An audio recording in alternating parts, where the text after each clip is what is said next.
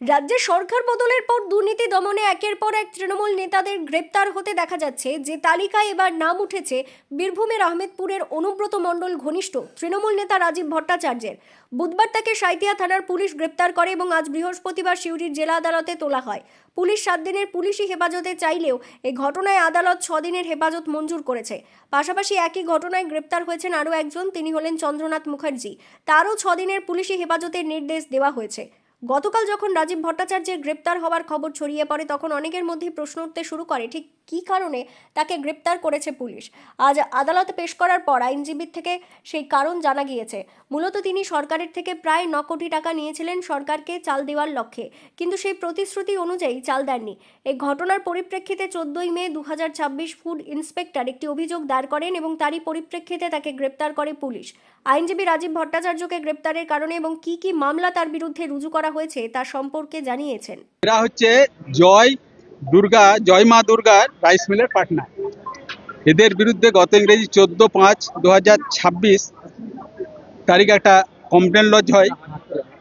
সেটা কমপ্লেনটা লজ করে chief inspector food and supply Birbhum. এটার কারণটা হচ্ছে যে এই রাইস মিলে ওনারা যে পরিমাণ ধার নিয়ে সরকারকে যে পরিমাণ চাল দেওয়ার কথা ছিল সেটা আজ পর্যন্ত দেয়নি, যার অ্যামাউন্ট হচ্ছে প্রায় 9.5 কোটি টাকা।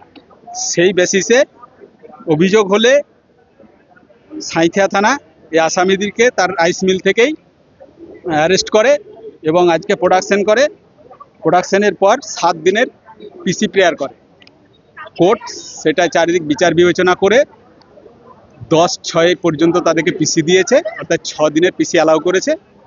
10/6 আবার তাদের পিসি রিটার্ন করতে হবে। কি অভিযোগ রয়েছে?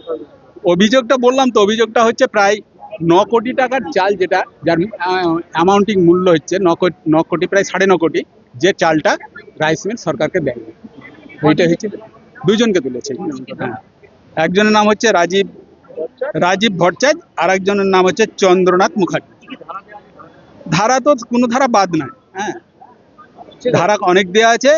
316(2), 316(5), 318(3), 318(4), 322, 336(3), 338, 339, 61(2) এবং 3 সাবক্লজ 5 বিএনএস অ্যাক্ট।